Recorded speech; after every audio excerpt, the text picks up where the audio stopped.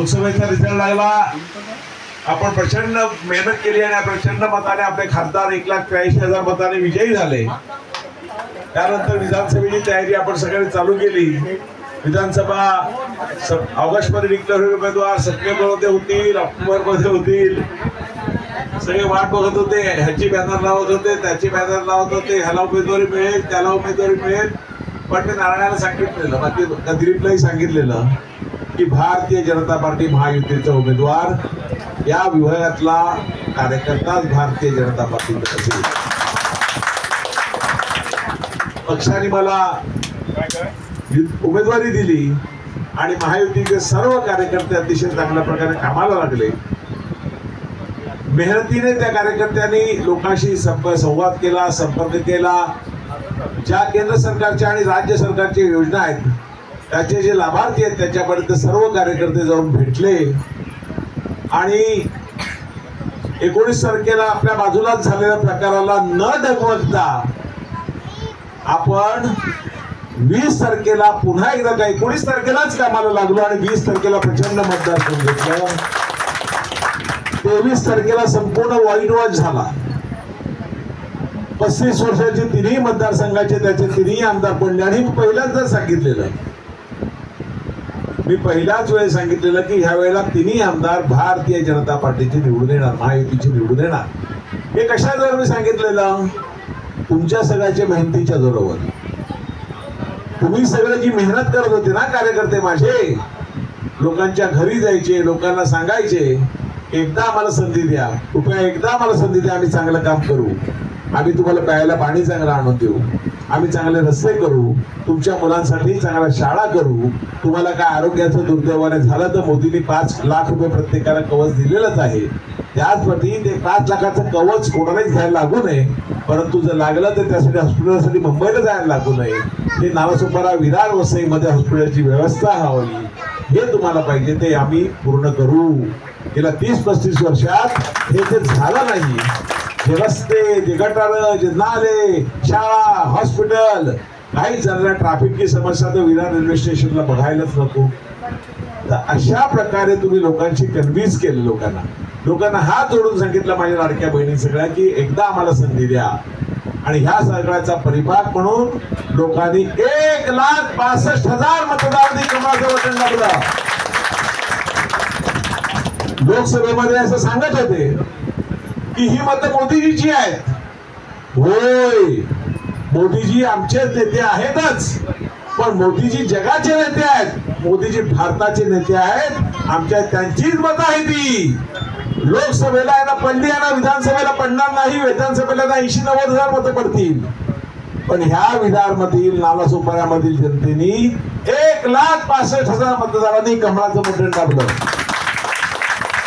हे सगळं केलं ते तुम्ही केलं, हा परिवर्तन तुम्ही केलं, आमच्या लाडक्या बहिणीने परिवर्तन केलं।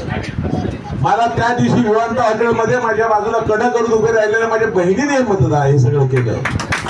त्यामुळे मी सगळ्या माझ्या माय भगिनीचे मनापासून आभार व्यक्त करतो। आपलं युद्ध अजून संपलेलं नाही। आपण कोणाला हरवायला आपण निवडणूक लढवली नाही, आपण विकासासाठी आणि विकास करण्यासाठी आम्हाला जिंकायचं म्हणून आपण लढलो आणि आपण जिंकलो। तसंच महापालिकेमध्ये आपल्या विभागातून आपले नगरसेवक निवडून गेले पाहिजे। लोकसभेला मोदीजीला बघतात, विधानसभेला आपल्या देवेंद्रजीला बघतात, पण इथे आपल्याला बघणार आहेत, राजन नाईकला बघणार आहेत, दिलीप गायकवाडला बघणार आहेत, मांजरेकरला बघणार आहेत, वेंगुर्लेकरला बघणार आहेत, सुर्वे मॅडमला बघणार आहेत, बाकी सगळ्यांना बघणार आहेत। त्यामुळे आपली जबाबदारी वाढली। भारतीय जनता पार्टी महायुतीच्या उमेदवाराला आपण निवडून आणायचं आहे आणि आपला हा महापौर इथे महायुतीचा बसवायचा आणि महापालिकेवरती भगवा फडकवायचा आहे। मी तुम्हाला सांगू इच्छितो, महापालिकेमध्ये काही जी कामं असतील आपण त्याचा पाठपुरावा करू आणि चांगल्या प्रमाणे काम करण्याचा प्रामाणिकपणे प्रयत्न करू। इथल्या जनतेला जे तुम्ही आश्वासन दिलं असेल की आम्ही आल्यानंतर पाणी देऊ, रस्ते देऊ, गटार देऊ, ते निश्चितपणे पूर्ण करण्याचं काम आपण सगळ्यांनी करू। मी 4-3 दिवसापूर्वी आपल्या सर्वांचे लाडके नेते, महाराष्ट्राचे नेते आणि उद्याचे मुख्यमंत्री आपले आदरणीय देवभाऊंकडे गेलेलो ते लांबून त्यांनी एंट्री केल्याबरोबर माझ्यावरती हसायला लागले आणि मी नमस्कार केल्याबरोबर माझ्या पाठीमध्ये 2 झपाटे मारले. राजन चांगलं काम केलं, जिंकून आला तू, मस्त केलं, भाजपा जिंकवली. आपल्याला अशी चर्चाही करत होते इथले विरोधक की इथे तरी सभा दिली का नाही, अरे ही सीट हरायलाच लोक सोडली आहे. अरे आपल्या पक्षाच्या वरिष्ठ नेत्याला, दिल्लीच्या आणि महाराष्ट्राच्या नेत्याला माहिती होतं आम्ही इथे टाइम कशाला घालू, इथे तर 50,000पेक्षा जास्त मतांनी भाजप जिंकणारच आहे ना, महायुती जिंकणार, मग इथे टाइम कशाला, त्याच्यापेक्षा दुसऱ्या सीटवरती हे करू, म्हणून इथे कोणी आलं नाही. असं काही असं बसवलं की आम्ही म्हणे आम्हाला सीट सोडली आहे, अशा प्रकारे प्रचारही झाला. पण आपल्या नेत्यांनी मला सांगितलं की राजन कोणाची आवश्यकता आहे का, साहेब मोठे नेते आले तर आम्हाला पाहिजेतच, पण नाही आले तरी आम्ही जिंकू शकतो. ते म्हणाले की राजन नाही आले तर जिंकू शकतो तू, होय साहेब, मग आम्ही बघतो, प्रयत्न करतो, नाही आले तर जिंकणार नाही, तू नक्की जिंकणार ना. बाळासाहेब, एक कमळ या नालासोपाऱ्यातून, एक कमळ वसईतून आणि एक कमळ बोईसर, अशी 3 कमळं, लक्ष्मीची 3 कमळं, विष्णूची 3 कमळं आम्ही या महाराष्ट्राच्या विधानसभेत निश्चितपणे घेऊन येऊ. मतदारांना आपण सगळ्यांनी साथ घातली, मतदारांनी आपल्या हक्केला ओ दिलं, आता काम आपलं आहे. मतदारांनी आपल्या झोळीमध्ये प्रचंड दान टाकलेलं आहे. आता आपली बारी आहे, आपण चांगलं काम करून दाखवू, अतिशय प्रामाणिकपणे आपण काम करू आणि भारतीय जनता पार्टी महायुतीला या महापालिकेचे विजय बनवू असा विश्वास व्यक्त करतो आणि माझे 2 शब्द संपवतो. जय हिंद, जय महाराष्ट्र, भारत माता की जय, वंदे मातरम. धन्यवाद अप्पा. आता मी आपले भंडारी समाजाचे अध्यक्ष आणि त्यांची टीम आहे, त्यांनी साहेबांचं स्वागत करायचं आहे. आपले जे कार्यकर्ते आहेत त्यांना सर्वांना फोटो काढायला भेटणार आहेत.